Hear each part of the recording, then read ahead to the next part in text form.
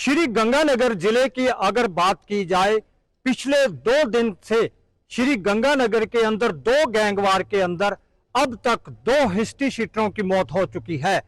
अगर बात की जाए 2 दिन पहले की, तो लक्की पहलवान के ऊपर गंगानगर के एक चौक पर हमला हो जाता है।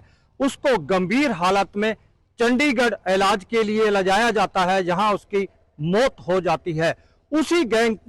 उसी गैंगस्टर का जो गैंग है, उनकी तरफ से रात रंजीत राणा के गैंग के ऊपर हमला किया गया, जिसके बाद रंजीत राणा को इलाज के लिए बीकानेर ले जाया गया। यहां पर इलाज के दौरान रंजीत राणा ने भी दम तोड़ दिया है। गंगानगर के अंदर इस प्रकार की गैंगस्टर और गैंगवार की घटनाओं के बाद गंगानगर के आम लोगों के बीच में दहशत का माहौल पैदा हो चुका है। हालांकि श्री गंगानगर के अंदर गैंगस्टर या गैंगवार की घटना नई नहीं है। अभी कुछ दिन पहले ही श्री गंगानगर के एक पहलवान को लॉरेंस बिश्नोई की तरफ से फोन पर धमकियां भी दी गई थी, और ये सभी जो धमकियां दी गई थी, ये कनाडा से एक फोन कॉल के द्वारा दी गई थी। अभी हाल ही में 2 दिन पहले श्री गंगानगर के पदमपुर में एक पत्रकार के ऊपर भी इस प्रकार का हमला होता है, जिसके अंदर पत्रकार जोनी चावला बुरी तरह से जख्मी हो जाता है, जिसका गंगानगर के एक हॉस्पिटल में इलाज चल रहा है। श्री गंगानगर एसपी गौरव यादव से जब राजस्थान तक ने बात की, तो उन्होंने कहा कि गंगानगर के अंदर 2 दिन पूर्व जो 2 हिस्ट्री शीटरों के बीच में गैंगवार की घटनाएं हुई हैं, ये आपसी लड़ाई की वजह है, और पिछले 2 साल से इन गुटों के बीच में आपसी दुश्मनी की वजह से इस प्रकार की लड़ाई झगड़ा इनका होता रहता है।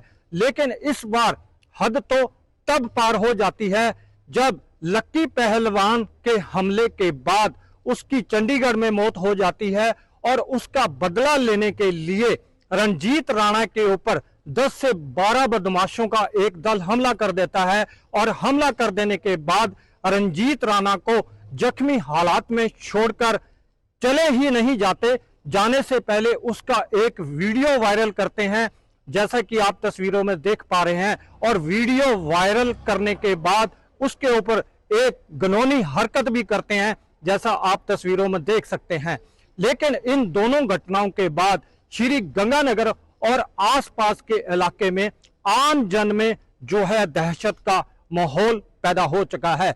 श्री गंगानगर एसपी गौरव यादव ने बताया कि इन दोनों घटनाओं के बाद पुलिस ने टीमें गठित कर दी हैं, जिन्होंने अब तक 5 लोगों को राउंड अप भी कर लिया है, और बाकी जिन लोगों ने इस वारदात को अंजाम दिया है, उन तक पहुंचने की कोशिश लगातार जारी है। कल रात में एक व्यक्ति के साथ कुछ क्रिमिनल्स ने मारपीट की, जिसके बारे में पता चलते ही तुरंत ही मौके पर थाने की टीम पहुंची और उच्च अधिकारी पहुंचे। उसके पश्चात जो राणा बाबा था जिसके साथ मारपीट हुई थी, उनको हॉस्पिटल शिफ्ट किया गया। हॉस्पिटल शिफ्ट करने के बाद बीकानेर रेफर किया गया।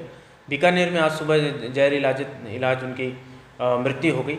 इस मामले में अलग अलग विभिन्न टीमें बना करके, जो हमारी सिटी सर्कल की टीम है, इसके अलावा कुछ SHOs सदर सर्कल से भी बुलाए हैं। इनको अलग अलग क्रिमिनल्स के यहाँ पर रेड की जा रही है। साइबर टीम लगी हुई है, CCTV पर एक अलग टीम लगी हुई है। साथ साथ मैं खुद भी सुबह से थाने पर जाकर के अलग अलग अधिकारियों से बात करके इसका लगातार फॉलोअप ले रहा हूँ। हम ये कोशिश करेंगे कि आज ही जो मुख्य मुलजिम हो सभी राउंड अप हो जाए। सर, वजह सामने है कि इस तरह से क्यों मारपीट की गई और उसकी हत्या की गई? ये जो दोनों गुट हैं, इनमें पिछले 2-2.5 साल से राइवलरी चल रही है। पूर्व में भी आपस में कई मुकदमे दर्ज हुए हैं मारपीट के। कभी एक गुट दूसरे पर करता है, कभी दूसरा पहले पे करता है। इसके अलावा एक मई माह में एक बड़ी घटना संभावित होने वाली थी, परंतु पुलिस लगातार इन गुटों पे नज़र रखी हुई है। तो इस क्रम में हमें एक जानकारी मिली। हमने ये दोनों गुट जहाँ पर आपस में भिड़ने वाले थे, वहाँ पर पुलिस पहले पहुँच गई, रेड किया। इनमें से 9 लोगों को पकड़ा और 5 फायर आर्म्स हमने बरामद किए थे। उस समय संभवतः उस समय पुलिस मौके पर नहीं पहुँची होती तो 3-4 मर्डर वहाँ मौके पर हो सकते थे, जिस तरीके से लोडेड फायर आर्म्स बरामद किए थे। तो एक ये पुरानी इनकी रंजिश है, जिसमें कई बार एक दूसरे को सोशल मीडिया पर धमकी देने की भी बात आई है, जिसपे भी मुकदमे दर्ज होकर के अरेस्ट हुए हैं, और कई बार आपस में मारपीट हुई है। तो उस मारपीट के क्रम में ही यदि इसको देखा जाए तो कल जो राणा बाबा था, उसका एक साथी एक भुलावा देकर के यहाँ गंगानगर में ले आया कि मुझे गंगानगर छोड़ने चलो, और फिर यहाँ थोड़ी देर तक रोका। तब तक जो राइवल गुट के लोग थे उनको पता चला, वो तुरंत इकट्ठे होकर के आए और अचानक से इसके ऊपर हमला करके मारपीट के बाद इलाज हुआ, इलाज के बाद डेथ हुई। सर अभी तक क्या अपडेट है, क्या किसी को डिटेन किया गया है जो आइडेंटिफाई किया हो? जो मौके पर आरोपी थे उनमें से लगभग सभी को आइडेंटिफाई किया गया है, एक दो बचे हुए उनको आइडेंटिफाई का प्रोसेस है। इसके अलावा जिनको आइडेंटिफाई मौके के फुटेज के हिसाब से तो नहीं किया जा सका है, परंतु अन्य दृष्टिकोण से वो संदिग्ध है, उनमें से कुछ को राउंड अप किया गया है और उनसे लगातार इंट्रोगेशन जारी है। जो संदिग्ध हैं जिनको हमने आइडेंटिफाई किया है उनके घरों पर, ठिकानों पर, अलग अलग जगह पर रेड लगातार जारी है। सर 11 अक्टूबर को भी, अभी 11 दिसंबर को जो लकी पहलवान की भी डेथ हुई थी इसी तरह से, उसमें अभी तक पुलिस के हाथ खाली हैं सर? नहीं, उसमें मैं बता दूं, उसमें हमने कुछ संदिग्ध लोगों को राउंड अप किया था। राउंड अप करने के बाद हमारे पास, क्योंकि वो जो घटना थी उसमें पूरी तरीके से अननोन व्यक्ति थे, तो हमें जो गैंग जो उसमें शामिल है उनके बारे में पता चल चुका है और हमारी जो प्रोग्रेस है वो काफ़ी लेटर स्टेज तक आ चुकी है और संभवतः आज हम उसमें कुछ गिरफ्तारियां करने में सफल रहेंगे।